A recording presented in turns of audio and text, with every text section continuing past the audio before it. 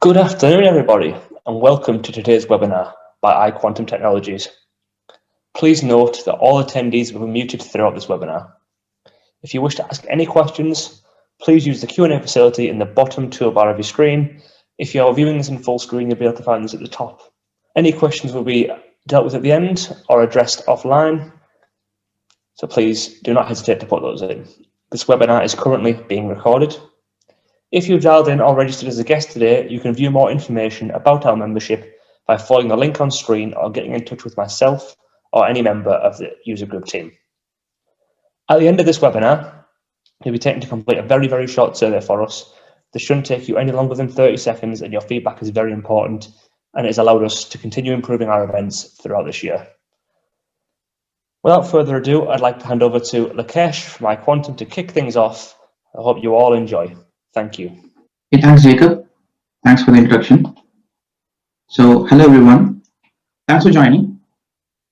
Today, I'll walk you through in terms of the SAP solution for handling the Making Tax Digital using SAP's Localization Hub, which is using the Advanced Compliance Reporting application.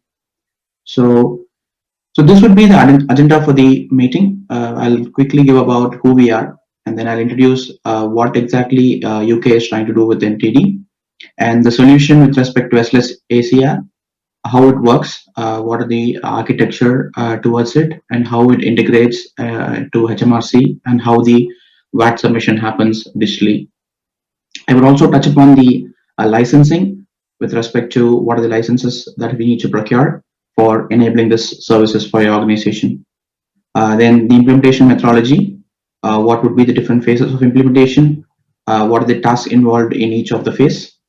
And finally, I would also give the lessons learned with our previous experience, what we have encountered in our earlier implementation, and how those can be mitigated in the future. And then at the last, I would like to give why you're supposed to choose iQuantum as an implementation partner to make this a successful project. So moving on, I'll quickly give you an overview about who we are. So basically, we are a group of SAP consultants joined hands last year, 2019, and then we incorporated as an organization. And then we are pure play SAP partners. So we only focus on SAP, and our predominant product or services strategy is SAP. And we niche in the SAP S4HANA. So having said that, we amongst the team, we have successful 5+ SAP S4HANA conversions. So our niche is SAP S4HANA, and then the latest digital products of SAP. We are spread across into 5 geographies now. We operate from 5 different locations, our HQ being in the UK. So this is who we are. And then with respect to the services, we predominantly focus on SAP S4HANA, be it a greenfield or conversion. We do SAP application maintenance support. We also engage with customers with respect to niche, with respect to the IRPA. We have expertise in terms of developing chatbots and integrating with the SAP Cloud Foundry. And then we have expertise in terms of building applications, and then for custom built applications for the SAP customers. In addition to that, we focus on the success factors, Concur for the travel and access management, and success factor for the HR. So these are a few of the services, intelligence services that we offer to our customers. Then moving on to the MTD. So hope everyone is aware with respect to MTD, UK is trying to be digitally advanced economy in the world by making the tax submissions online, electronically integrating the organizations or an individual VAT submission via digital medium.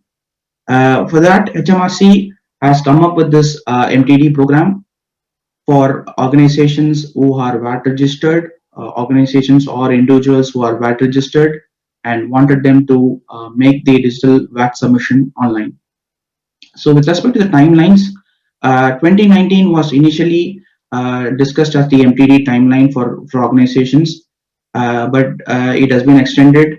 Organizations who are still not doing the tax submissions online are supposed to be completing their MTD by April 2022. So this is with respect to the MTD. So what we are trying to do with respect to MTT is HMRC requires a 9-box VAT report. Predominantly, each of the 9 box has a significance with respect to the value that we submit to the HMRC. So the first being the sales, the total output VAT that we have accounted into our books of accounts, and then the second box being the VAT that you have reclaimed with respect to the purchases that we have done, which will include any acquisitions, like if the organization is operating in the neighboring EC, all of those acquisitions will also be included. And the third box, we will be excluding the value with respect to the EC acquisitions. And the fourth will be, what is the VAT which is due for the neighboring EC member states. Fifth being the net VAT that we are supposed to pay to HMRC, which is the delta between the box number 1 and box number 3. So ideally, it's like your total input, total output minus your input, excluding your membering VAT that you have done for acquisitions in the neighboring EC countries. And each of those boxes has a significant value. So this is something that SAP SLH ACR would be able to derive automatically based on a few configurations that we have to do when we are implementing the solution, which I will touch upon in the coming slides. So each of this HMRC with respect to the requirement requires the online submission to be following the same pattern, and this pattern or this form would be submitted to the HMRC portal online. So with respect to the solution, the SAP's localization hub, which is SLH, created the the application called Advanced Compliance Reporting. Using this intelligent application, we'd be able to suffix the requirement of MTD. So what is the key features of SLH ACR? So first of all, the SLH ACR is a certified product of HMRC. So HMRC has given a certification for ACR as a product. So it has direct connectivity with respect to HMRC. So all that we need to do is to input the setup parameters while we install the services, and it would be readily connected to your HMRC portal. And then with respect to the features, it's seamlessly integrated as we speak, so it's real time. So you have the option of submitting your VATs, submitting your correction reports, and then looking at the status, like it gives you real-time information whether the file that you have submitted has reached HMRC and it's per the format. So you get the response back from HMRC online. And then with respect to the third most important feature is that it can communicate to your SAP system and your non-SAP system as well. So that's something for customers who've been not using SAP or they have a different solution, they can still integrate to HMRC using this SLH ACR because it can be integrated to a non-SAP system as well. Okay, so I'll walk you through the architecture of SLH ACR. So SLH ACR sits on top of SAP Cloud Platform. So SAP, as most of you are aware, is the cloud platform which integrates your SAP to the non-SAP world, be it an on-prem or a cloud product. It can only be integrated to SAP using the SCP, the cloud platform.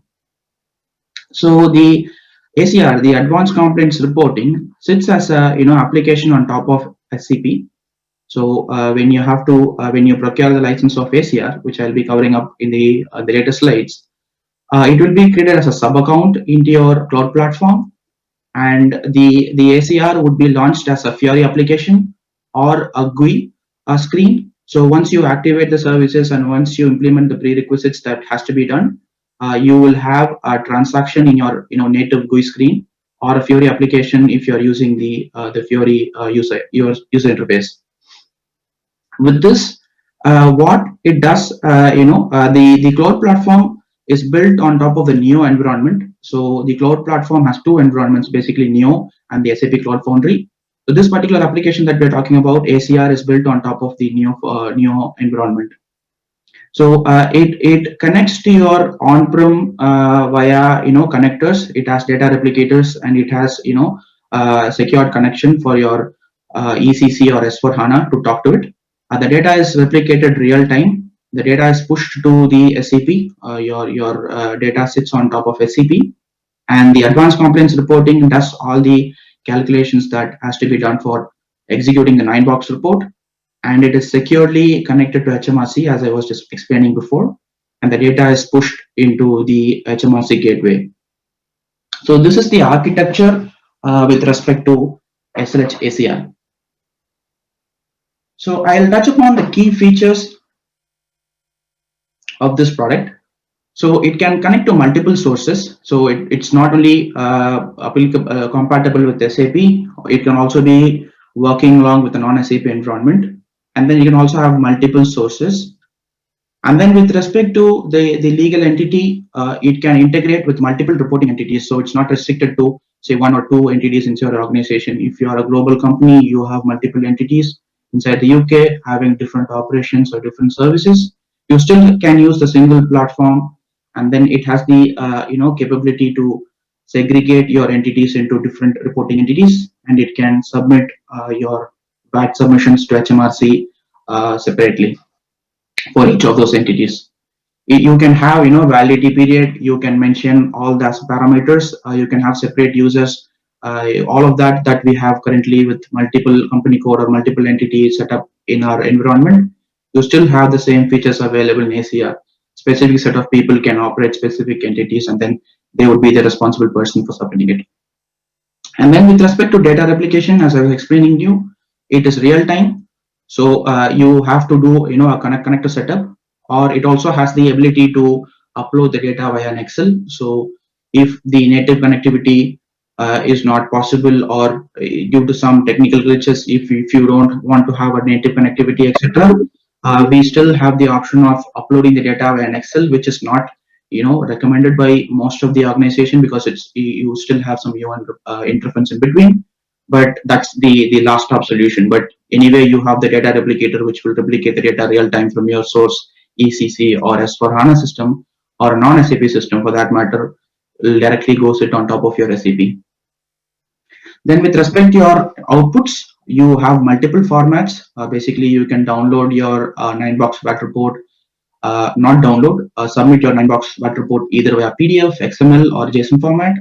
It is all you can do multiple iterations. Once before you submit it, you can do multiple iterations, generate the report, see, evaluate, and then check all the values are correct until you submit. Even if you have submitted and if you want to correct it, you still have the option of rectifying the reports or submitting a correction report later, etc. And then with respect to the analytics part of it, the ACH comes with analytics on top of it. So you will have various dimensions with respect to who submitted, what was the value, what is the different periods that we have submitted, what is the timeline, etc. So you can do a small analytics on top of the data that you have submitted already with HMRC. And then the configuration is pretty straightforward. So as I was explaining, it's already been certified. So connecting ACR to HMRC is hassle-free. It requires a very minimum setup with respect to entering the key parameters, and then once it is done, it is securely connected, and the report submission becomes online moving forward. Yeah. So moving on to the data security, since it's a cloud product, there might be questions like what would be the data security. So there are two sides of it. Like one is the authorization perspective. The data that you are pushing into SLH ACR or the SAP for that matter, you still have the authorization control. Specific users inside your organization would be able to log in. It also have the single sign-on option. So it is launched as a Fiori tile. So people can invoke SLH ACR using your Fiori logon using a single sign-on. And then from the authorization perspective, you can still have multiple users, like users doing the report, one person doing all the analysis validation, and one person submitting it. So you can still have the DOA inside your SLH ACR. And then with respect to data security, supposedly if you want to delete your old transactions that you have already replicated in the system moving forward, there are two different licensing models. I'll come there. So if you are using a consumption-based model, it's based on the data that you occupy on the cloud, right? So if you want to still archive or delete the old data that you still don't need in the ACR, anyway you have the data in the source. So if you don't need those data in the ACR, you still can go delete it. Supposingly, if you think that you want to terminate the services with respect to SAP and then you want to move to a different product, you still have the option of deleting all of your data in the cloud. So once you're ending a contract, by default, all of your data will be erased. So that's with respect to security and the data compliance. All right. So we're going to talk about the four-step process of submitting the VAT. The first step being, connecting the source with the ACR, and the business user logs into Fiori or ACR directly, or a GUI screen, does all the preparatory work, generate the report, and another person or the same business user, based on the DOA, reviews it and submits. So as soon as the file is submitted, it directly does the API-based submission to HMRC. And then once we get a response back from HMRC, you can get the response in the ACR monitor that the file has gone through and accepted by the HMRC. So that's the four-step process with respect to VAT submission. It's pretty straightforward. It's a simple tool, but the features that it got in terms of making it simple, it's really intelligent product with respect to SAP's latest innovation. So this is how it will look. So you just have to authenticate your entity or authenticate your ERP with HMRC portal. So when you're trying to connect your ERP system, ECC or S/4HANA system, you have to interact with HMRC. So you have to do an authority, you have to grant the authority. So when you're trying to connect it, it will automatically ask a couple of questions with respect to VAT registration number, like what is the security feature. So ideally you have to exchange the certificates, which would have already been done with respect to your source and SLH ACR. When you're integrating your source ECC or S4 with SLH ACR, there will be a certification exchange, RFC connection, etc., which I'll explain in the coming slides. So once you have done the source to SLH ACR, as I was explaining, the SLH ACR is already connected to HMRC natively, or it's pre-certified and connected. So all that you have to do is to key in a couple of your specific parameters. With that, once you have grant the access, then the integration becomes secure. And then with respect to the four-step process I was explaining, you have the Fiori application, and then once the user logs into the Fiori application, they can select the period they want to submit the VAT for, or they want to see the report for, do all the calculation, check all the checks that it's required for the organization. Once they're happy, and if they are okay, once they hit the confirmation, it directly goes into HMRC portal. So it's that simple. Okay, so I'll quickly cover up the licensing part. But before that, like we have arranged a quick poll. So I think you'll get the poll question on top of your screen now. So if you're able to answer the question, we'll take that response and then move forward. So Jacob, can you help us with the poll? Yeah, that's being launched now.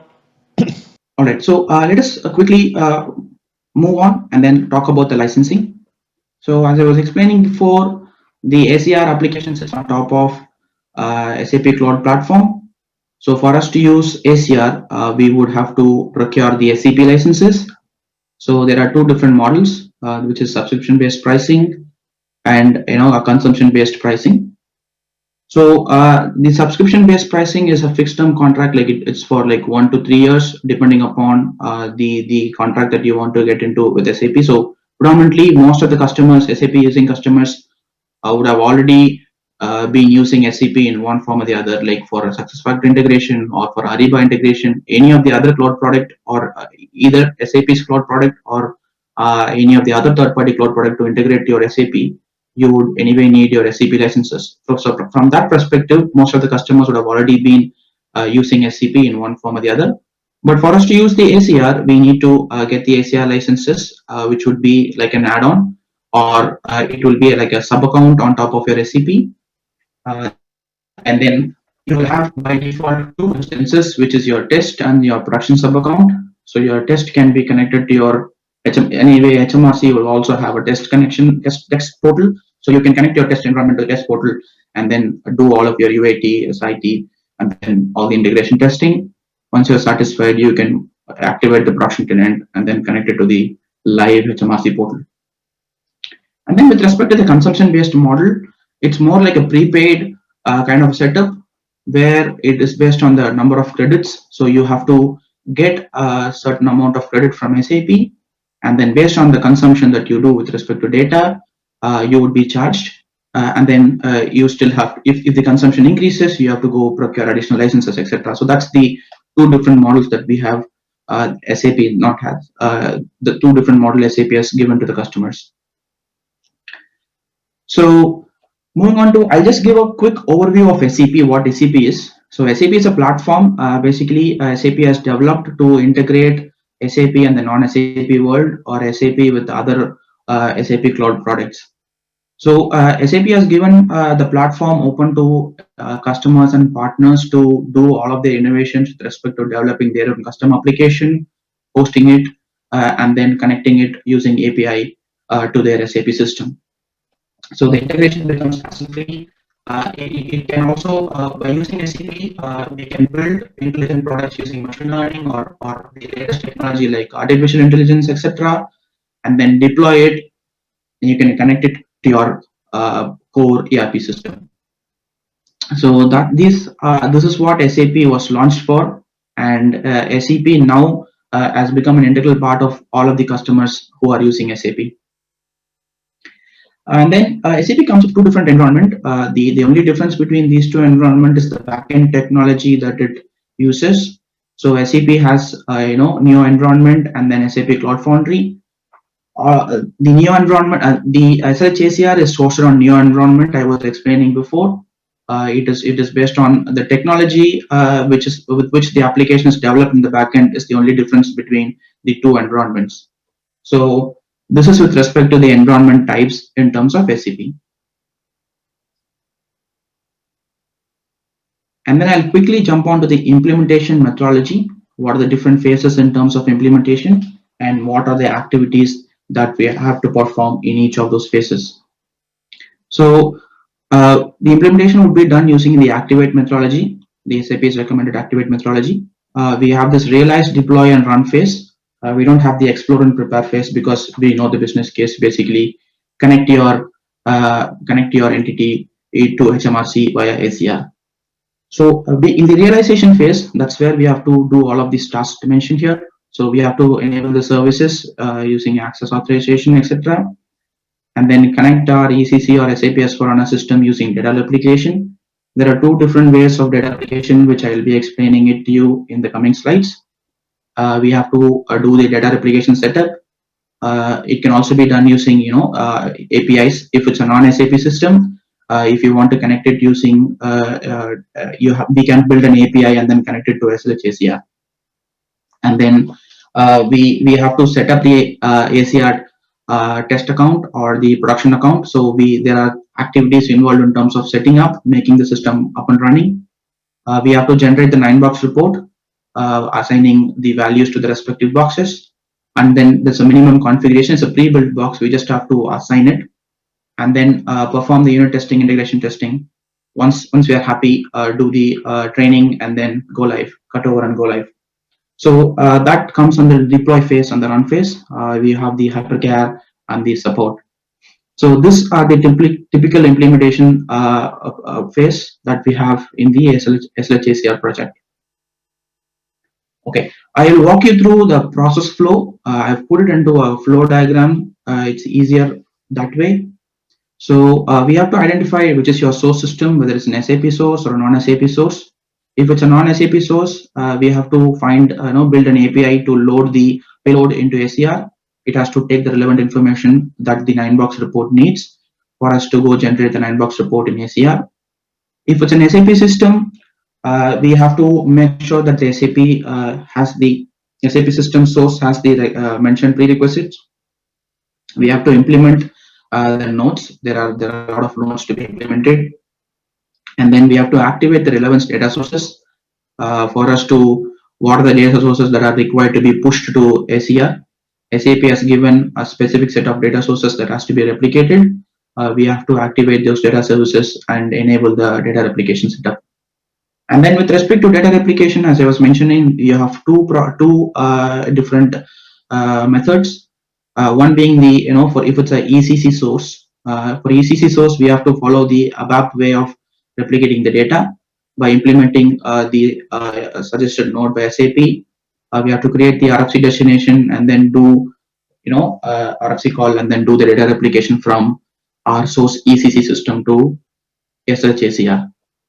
But if it's via SDI, which is a smart data integration, or the HANA data integration, if the source is in HANA, it has a smart data integration where we just have to implement another set of another node to get that services active. Once that is active, the data will be pushed onto the SLHACR real time. And then with respect to setting up the user authorization, as I was explaining before, once we have all of that enabled in the ACR, having the DOA set up there, once all of this is finalized, we will have the data there.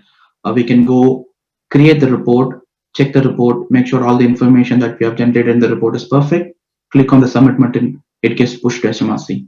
So this is the implementation process flow. All right. Let me quickly move on to the lessons learned from our previous experiences. So one thing that we wanted to explain is about the efforts that has to be involved in terms of testing.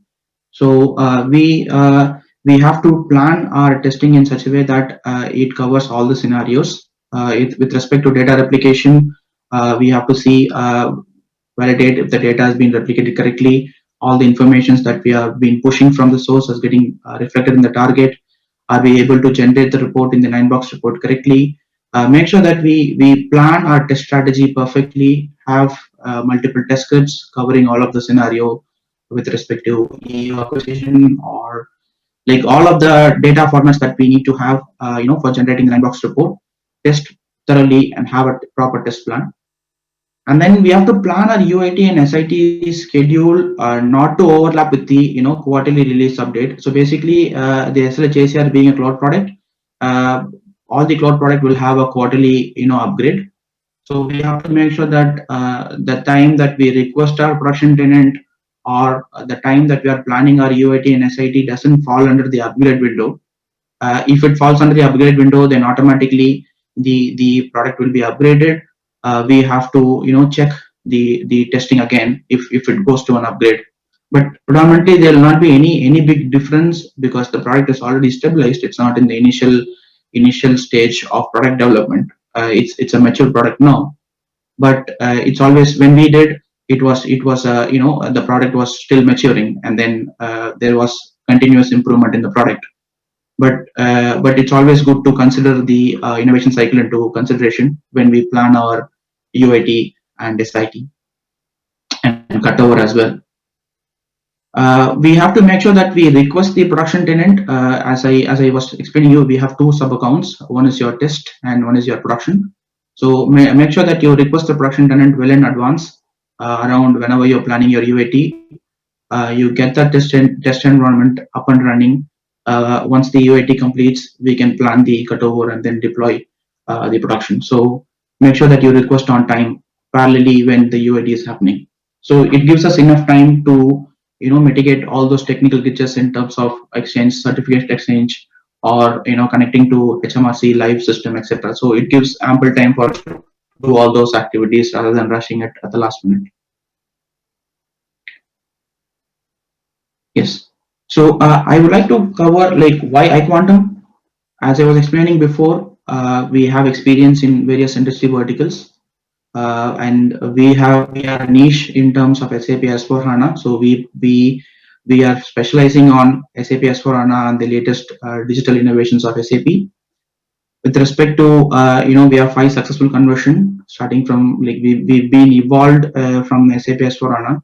Our journey is always been with the S/4HANA. So we have walked the path along with SAP. So we know what are the differences with respect to the innovation cycle, what is SAP bringing on for its customers with respect to new products, new features, etc. And then we have a very flexible engagement model. And then, as I was explaining, we have grown along with SAP with respect to S/4HANA. So we know the transition and we know the roadmap clearly. We will be able to advise customers which, with respect to the products that they choose, what are the different features that the product would be able to offer them, what would be a futuristic decision for them. So we can be more like an extended team, strategizing their IT and focusing on their, what is the best suited product for their business processes. So these are certain key features that we would bring on the table with respect to helping customers understand SAP better and then be an extended team on their digital transformation journey. So that's it from me for today. I would like to open the forum for Q&A. So you can key in the questions. I will be able to answer those questions. I will be able to cover as many questions as possible. So the question you were in the middle of answering is, what will be the cost for option 1? Could you please give us an example? Okay, so it depends upon the engagement to engagement. So it is best to ask the SAP engagement manager. So he would be able to provide the best quote for the option 1 and option 2. Okay, brilliant. I had another question as well. So how long does the implementation take? All right. So yeah, it depends upon the number of entities that we are trying to integrate and then the various processes that we have. Supposedly, if you are an organization who we operate only within UK, we don't have any transactions elsewhere in the neighboring EC country, etc. And then if it's one legal entity or multiple legal entity, so it depends upon the number of entities in scope. So a typical implementation timeline for a simple one legal entity would be somewhere around 5 to 6 months. Okay, superb. Thank you. Does the backend SAP ERP use the RFUM SV00 report? My apologies if I've said that wrong, but. Okay, so I think that's the VAT report you're talking about. So that VAT report will give you the VAT calculation, like the different VAT codes used. It will the sources. SAP has given a lot of data source to be activated. So we have to from the BI BW perspective, we have to activate a couple of data sources to be replicated.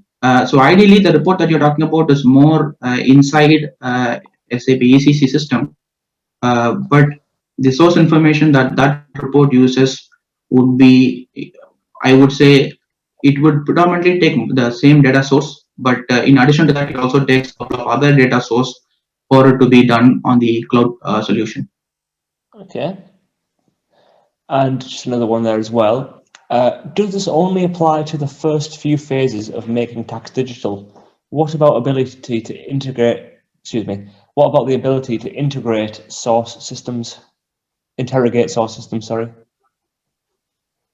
I am not sure if I get the question right. Yeah.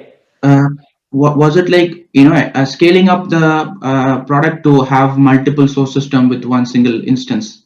If that's the question. So initially going live with one entity and then scaling up, or initially going live with one system and then scaling up to the other non-SAP system. Is that, if that's the question, yes, you still have the option of scaling it up. And then it depends upon the number of source system that you're connecting, and then what is the data quality that we get from the source system, provided if it's a non-SAP system.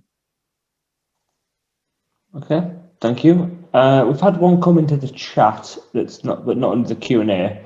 I think you've already touched on this, but from your experience, Lokesh, what kind of timescale would you look at for implementation? Yes, yeah. So as I said before, anywhere close to 5 to 6 months would be an ideal time for a successful implementation. Okay, thank you. Haven't got any more at the moment, but we'll just give it a few minutes. Oh, I've had another one come in there. The costs will be based on the tax line items at tax tables, or a summary of 9 heads level per period. No, there are two different. One is the consumption or subscription based, which is basically getting into a contract of 1 to 3 years, and the others is the consumption based. So that's where we talk about the data consumption. It's not the tax line items. It's it's the data set that you replicate onto your cloud, which is SCP. So the amount of data set that you push from your source to the target, it depends upon the data volume there. Superb. And then it's more a prepaid thing, like you have to get a credit, and then the credits will get reduced based on the consumption. Brilliant.